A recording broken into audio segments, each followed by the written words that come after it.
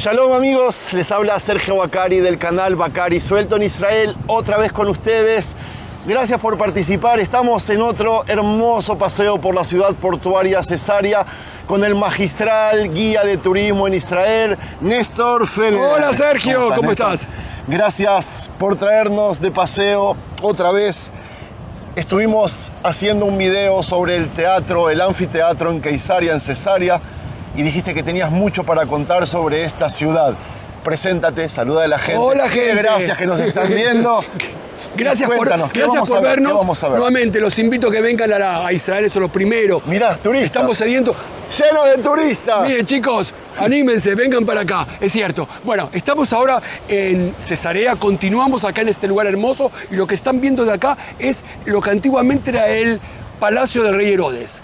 Herodes construye acá una ciudad muy importante, primero basado en el puerto y después agrega ahí su palacio y a él le gustaba vivir en este lugar. ¿El palacio no era en Mesadá? No, en Mesadá tenía, digamos, un palacio... hablando, te filmo. En Mesadá tenía un palacio fortaleza, en realidad. Era como para dejar a su familia a buen resguardo cuando salía a recibir las órdenes. Tenía varios palacios. Tenía varios palacios. Tenía uno que era fabuloso actualmente en Jericó. El actual Jericó tenía unos palacios fabulosos. Y en Cesarea tenía un lugar realmente increíble. ¿Y por qué Cesarea? Porque, miren qué bonito, cuánta gente que hay. Sí, increíble. ¿Por qué Cesarea? Porque Jerusalén era realmente un lugar medio difícil. Tomen en cuenta que en Jerusalén estaba el templo, los judíos muy celosos de la religión y por lo tanto Herodes también tenía sus temores y era mucho más cómodo para él vivir en un lugar como Cesarea. A pesar que él era un parte de la cultura romana, también de la cultura judía. Él no comía, por ejemplo, carne de cerdo, comía cosas que serían importantes para los judíos, tampoco se dedicaba mucho a la vida helenística. Ajá. Él sí le gustaba esta vida buena y sabía que en Jerusalén no la podía tener, por lo tanto acá él tenía su sitio. Cuando el Herodes el Grande muere, ajá, en ese momento se divide el reino entre sus diferentes hijos y el hijo que le toca a la parte de Judea, donde Cesarea pertenecía a lo que era Judea, es el hijo llamado Arquelao. Arquelao es defenestrado de este lugar porque realmente era un incompetente, era una persona educada con vicios en Roma, de repente no era buen administrador y empiezan a mandar procuradores romanos. Y nosotros conocemos muy bien al quinto procurador romano, que se llamaba Poncio Pilatos. Ajá. Poncio Pilatos, como el resto de procuradores romanos, vivió aquí. Para una persona mandada como procurador de Roma a los diferentes sitios de lo que el imperio tenía, venir acá a esta parte no era de la mejor, porque no era un lugar bueno para poder sacar dinero y donde podías hacer negocios. Pero bueno, acá fue mandado el procurador romano llamado Poncio Pilatos y él gobernó en lo que es el palacio de Rey Herodes, que lo convirtió en el pretorio de él. Y él fue el emperador, el procurador romano que más tiempo estuvo. Porque el primero que fue después de Arquelao fue un tal Copanio, vino después Marcos Ambíbalus, Aniano, Valerio, Poncio Pilatos vino después. Y en este lugar se encontró el único elemento arqueológico de la existencia de Poncio Pilatos, que es el que tenemos una piedra muy importante donde se dice que en la época de Tiberio, Poncio Pilatos fue el prefecto de Judea. Y por lo tanto, este sitio es muy importante para tomar en cuenta eso. Y vamos a ver otros elementos que son importantes a Cesarea Marítima. El primero, el hecho de que fue construido por el rey Herodes, que fue el rey que estaba cuando Jesús nació. Segundo, Poncio Pilatos como cabeza de siglo. Tercero, aquí fue el primer gentil, el primer no judío que es convertido a el grupo de los nazarenos o seguidores de Cristo. En este lugar estuvo Orígenes, que es uno de los padres de la iglesia. Aquí estuvo Eusebio de Cesarea, que fue el que inauguró el Santo Sepulcro en el año 335. En este lugar llegó Helena, la madre de Constantino. Acá también estuvo personajes muy importantes también de la religión del judaísmo. Por lo tanto, Cesarea es algo muy importante. ¿Y por qué se llama Cesarea? Vale, cura esto. ¿Por qué se llama Cesarea? Por algo muy sencillo. César. ¿Pero quién es César? no Julio César, es Augusto César.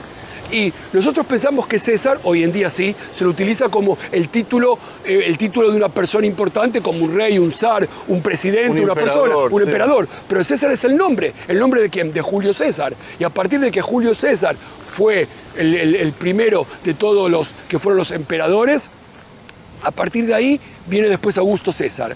Ajá. Y Augusto César fue el emperador que estuvo cuando Herodes el Grande. Y en ese momento, para quedar bien y congraciarse con él, crea esta ciudad y le pone de nombre Cesarea, por Augusto César.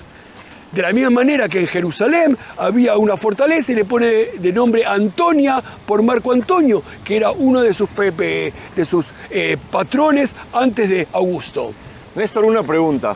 Estamos hablando en tiempos en que en esta tierra estaba naciendo el cristianismo, aunque todavía eran todos judíos, pero era una secta del judaísmo que empezaba a creer y a desarrollarse.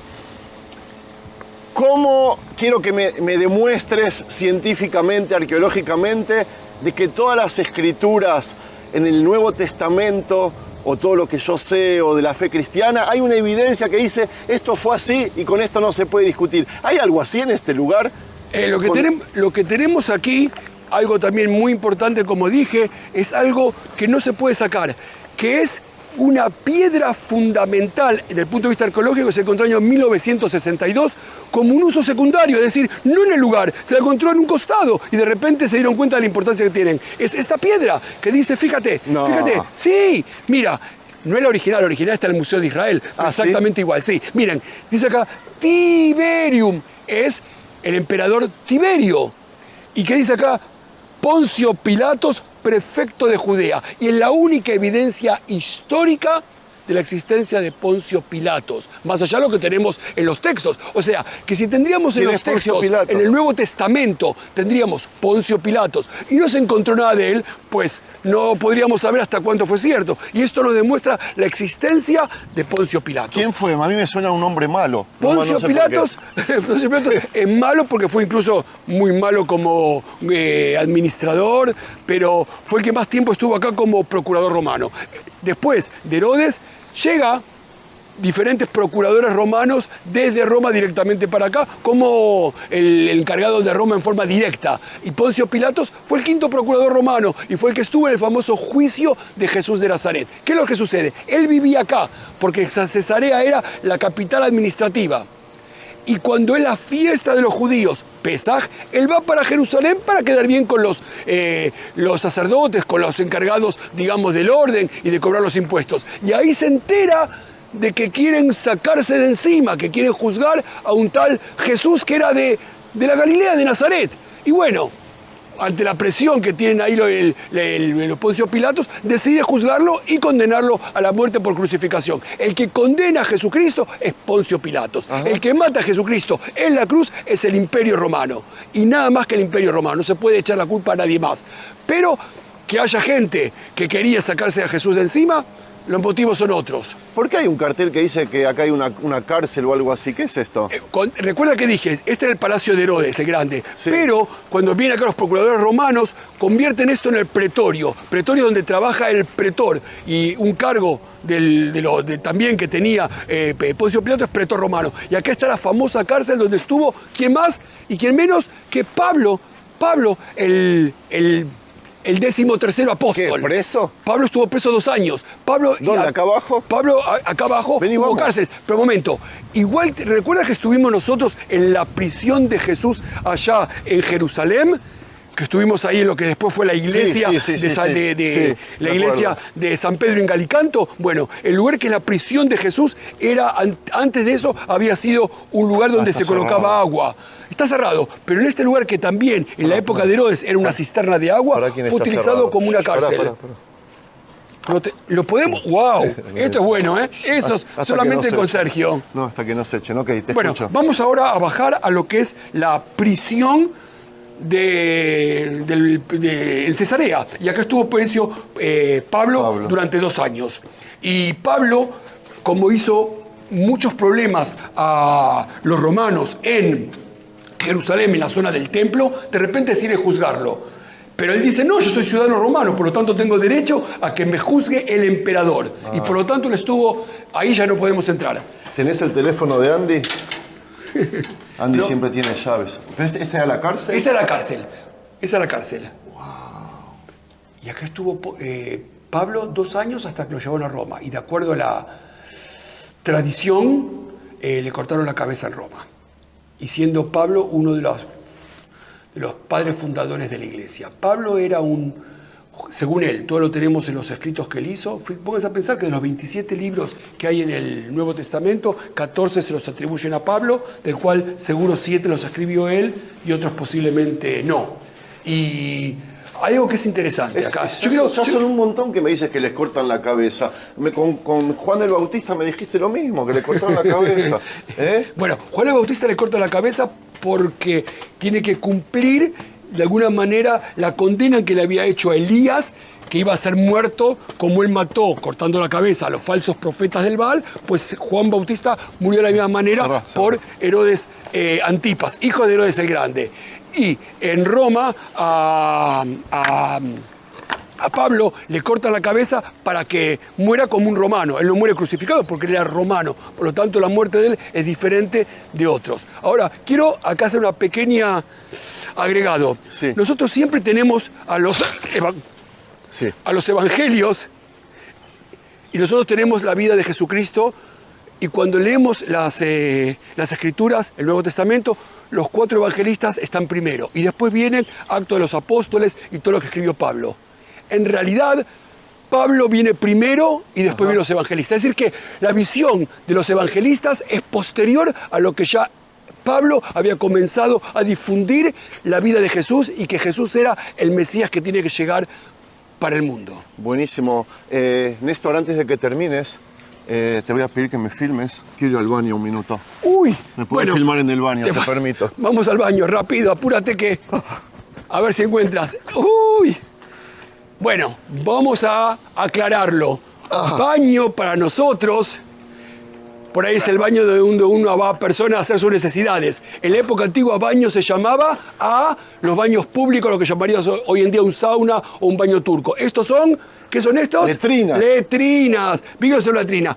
¿Saben? En épocas antiguas, las letrinas, como las vemos acá, podían ser de mármol. Y cuando es de mármol es muy fría. ¿Qué hacían los ricos? Mandaban un esclavo que se siente primero, que caliente el mármol, y después llegaba el señor a sentarse en el mismo lugar para poder hacer las necesidades. Sí, ¿Y con qué se limpiaban? Con una pequeña esponja, un hisopo.